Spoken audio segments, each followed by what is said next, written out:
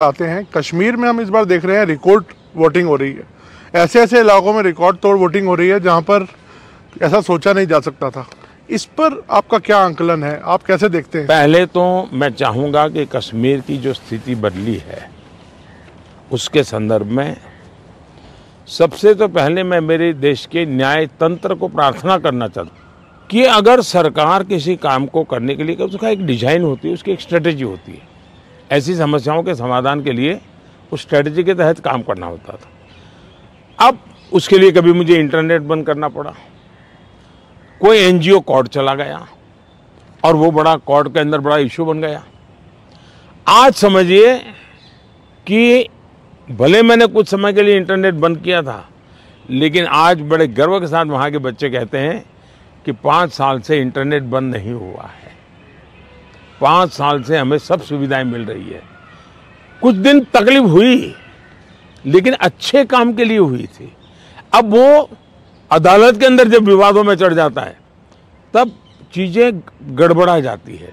तो ऐसे जो एनजीओ हैं जिन्होंने अदालतों के भरोसे लड़ाई लड़ना शुरू किया है, एक तो देश को उनसे बचाना बहुत ज़रूरी है।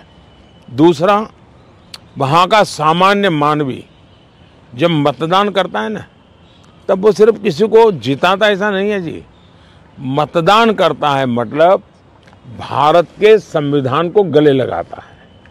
मतदान करता है तब भारत की सरकार बनाने में वो गर्व के साथ भागीदारी करता है। मतदान करता है मतलब कि भारत के सार्वभौमत्व के प्रति अपना समर्पण व्यक्त करता है। दूसरा, उनको विश्वास हुआ कि ये सरकार ऐसी है कि जहाँ फेयरनेस है, हम भरोसा कर सकते हैं कि ये सही होगा। और जब उसको ये विश्वास हो जाता है कि ये कोई हेरा फेरी नहीं हो रही है, तो वो पक्का वोट करने के लिए उत्साह से आता है। और उसका परिणाम है कि आज मतदान यानी 40-40 साल के रिकॉर्ड टूट चुके हैं। मेरे लिए बहुत सबसे बड़ी संतोष की बात है कि मेरे कश्मीर के मेरे भाई बहन, मेरे परिवारजन उमंग और उत्साह के साथ मतदान के लिए आगे आए। उन्होंने मतदान करके दुनिया को एक मैसेज दे दिया है। जो लोग आशंकाएं करते थे उनको एक मैसेज दे दिया है।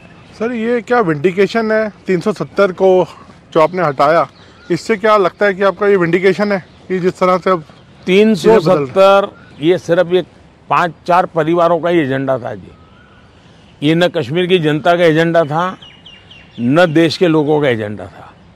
ये अपने फायदे के लिए ये 370 की ऐसी एक दीवार बना के बैठे थे ताकि कोई झोंक न पाए। और कहते थे 370 हटेगी तो आग लग जाएगी, वो कहते थे 370 हटेगी तो कश्मीर चला जाएगा। आज ये सत्य हो गया कि 370 हटने के बाद ज़्यादा एकता की अनुभूति हो रही है, कश्मीर के लोगों का अपनापन ज़्यादा बढ़ रहा है। और इसलिए इसका सीधा परिणाम चुनावों में भी दिखाई देता है, टूरिज्म में दिखाई दे रहा है। G20 समिट वहाँ होती है, बड़े शान से कश्मीर ने उनका स्वागत किया पूरी दुनिया का। और इसलिए ये कैसे झूठी दीवारें खड़ी कर करके देश को टुकड़ों में देखा गया, इसका ये उदाहरण है और उसको मैंने ध्वस्त किया है। सर, वेल्थ क्रिएटर्स को लेके भी बातचीत, एक नैरेटिव आता है कि कभी राहुल गांधी जी बोलते हैं कि आप कुछ परिवार को आप बढ़ा रहे हैं, अभी आपने हाल में उनको बोला। तो क्या लगता है कि देश में जो वेल्थ क्रिएटर्स हैं उनको ही उन पर राजनीति होनी चाहिए? मैं फिर कहता हूँ, जो लोग ये कूड़ा कचरा फेंक रहे हैं उनको पूछो ये तुम कहाँ से लाए हो, उनसे बात करो भाई। आप उनसे तो कुछ पूछते नहीं हो। और इसलिए मैं समझता हूँ कि ये चर्चाएं उनके साथ करें तो ज़्यादा अच्छा होगा। सर, उड़ीसा में अभी चुनाव होने हैं अभी हाल में, उधर आपकी देखा जाए तो काफ़ी अच्छे संबंध थे नवीन पटनायक जी के साथ, उन्होंने कई मुद्दों पर आपको सपोर्ट किया। अब आप लोगों का अलायंस नहीं है और आपस में एक दूसरे से लड़ रहे हैं, किस तरह से आप देखते हैं? हिंदुस्तान के सभी राजनीतिक दलों के नेताओं के साथ हमारे संबंध अच्छे ही हैं और लोकतंत्र में हमारी दुश्मनी नहीं होती है, संबंध अच्छे होने ही चाहिए। अब सवाल ये है कि मैं मेरे संबंधों को संभालूं कि उड़ीसा के भाग्य की चिंता करूं। तब मैंने रास्ता चुना कि मैं उड़ीसा के उज्जवल भविष्य के लिए अपने आप को खपा दूंगा। उसके लिए मेरे संबंधों को मुझे अगर बलि चढ़ाना पड़ेगा तो मैं उड़ीसा की भलाई के लिए बलि चढ़ाऊंगा और चुनाव के बाद मैं कन्विंस करूंगा हर एक को कि भाई मुझे किसी की दुश्मनी नहीं है, लेकिन 25 साल से उड़ीसा में प्रगति नहीं हो। और सबसे बड़ी चिंता ऐसी है कि कुछ एक ऐसी टोली है जिसने पूरे उड़ीसा की व्यवस्था को कब्जा कर लिया है।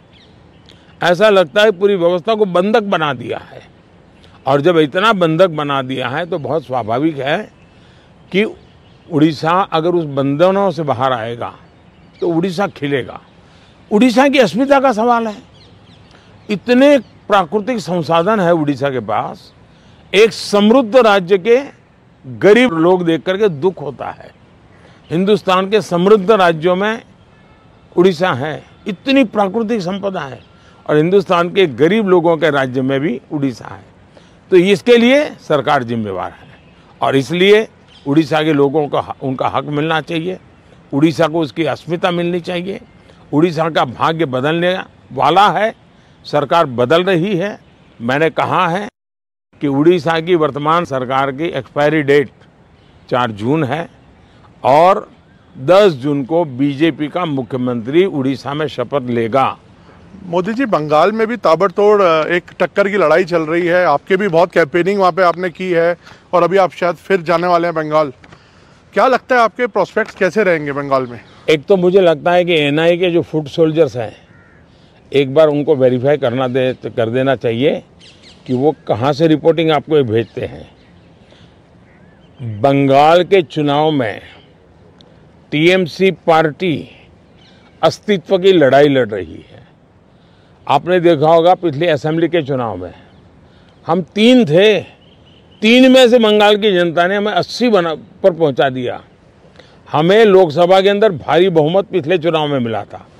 इस बार पूरे हिंदुस्तान में द बेस्ट परफॉर्मिंग स्टेट कोई होगा तो पश्चिम बंगाल होने वाला है। भारतीय जनता पार्टी को सर्वाधिक सफलता पश्चिम बंगाल में मिल रही है, और पश्चिम बंगाल का चुनाव एक तरफा है, जनता जनार्दन उसको लीड कर रही है, और उसके कारण सरकार में बैठे हुए लोग, टीएमसी के लोग बौखलाए हुए हैं।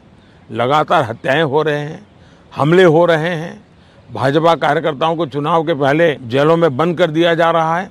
ये सारे जुल्मों के बावजूद भी मतदान भी जनता ज़्यादा कर रही है और वोट भी ज़्यादा हो रहा है। मोदी जी, आपके हिसाब से तो लगभग अब आपका तय है आना, और सबको लगता है ऐसा, ज़्यादातर लोग आपको प्रेडिक्ट कर रहे हैं कि आप वापस आ रहे हैं। तो मोदी 3.0 में ये देश क्या उम्मीदें रखे आपसे? क्या आपकी प्रायोरिटीज होंगी? विकसित भारत, 1 पॉइंट एजेंडा, विकसित भारत। चलिए, बहुत बहुत धन्यवाद भैया, नमस्कार। तो 7वें चरण से पहले प्रधानमंत्री का यह मेगा एक्सक्लूसिव इंटरव्यू आपने सुना। उन्होंने खुलकर तमाम बातें की भ्रष्टाचार पर। उन्होंने कहा कि उनकी सरकार की नीति जीरो टॉलरेंस की है। ईडी पर प्रधानमंत्री ने बोला जो रिकवरी हुई है उससे तो ईडी का सम्मान किया जाना चाहिए, जांच एजेंसियों का सम्मान किया जाना चाहिए। उन्होंने कहा जम्मू कश्मीर में उन्होंने कहा 370 हटने के बाद जो मतदान हुआ, रिकॉर्ड मतदान हुआ है, वो आप देख सकते हैं किस तरह का बदलाव हुआ जम्मू कश्मीर में। ओडिशा को लेकर प्रधानमंत्री ने खुलकर बात की। उन्होंने कहा कि ओडिशा का भाग्य बदलने वाला है, एक्सपायरी डेट आ चुकी है। ओडिशा में जो अभी प्रेजेंट बीजेडी की सरकार है, 4 जून और फिर 10 जून को बीजेपी का मुख्यमंत्री वहां शपथ लेने वाला है। बंगाल को लेकर उन्होंने कहा कि वहां एक तरफा चुनाव है, ये बात भी उन्होंने कही। तो यानी हर स्टेट के बारे में प्रधानमंत्री ने खुलकर अपनी बात की। बंगाल में बीजेपी को सफलता मिलेगी, ये प्रधानमंत्री ने कहा। ओडिशा को लेकर उन्होंने अपनी बात की। बंगाल में टीएमसी अस्तित्व की लड़ाई लड़ रही है, ये उन्होंने कहा। और साथ ही साथ उन्होंने भ्रष्टाचार पर कहा कि उनकी सरकार की जीरो टॉलरेंस की नीति। तो बंगाल में बीजेपी को सफलता मिलेगी। चुनाव से पहले बीजेपी कार्यकर्ताओं को जेल में डाला। प्रधानमंत्री ने पश्चिम बंगाल पर खुलकर अपनी बात की। बंगाल में तृणमूल कांग्रेस की जो सरकार है वो अस्तित्व की लड़ाई लड़ रही है। बंगाल में अप्रत्याशित सफलता बीजेपी को मिलेगी। उसके अलावा उन्होंने ये भी कहा कि चुनाव से पहले बीजेपी कार्यकर्ताओं को जेल में डाला गया है।